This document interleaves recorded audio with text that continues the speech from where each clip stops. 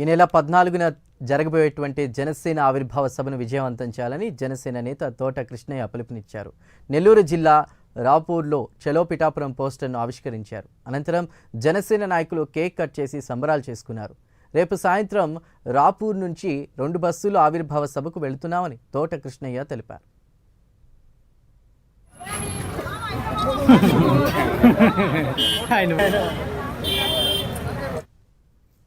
Janasena party 12వ ఆవిర్భావ సభ ఎల్లుండు 14వ తారీఖున పిఠాపురంలో జరుగు సందర్భంగా మా వెంకటగిరి నియోజకవర్గం నుంచి అన్ని ప్రాంతాల నుంచి రేపు బస్సులు రైళ్ళు అయితే అన్ని కానీ ఇవన్నీ పోవాల్సిన వారి వ్యక్తులందరూ కూడా అన్ని ఏర్పాట్లు చేసుకొని బయలుదేరుతున్నాము.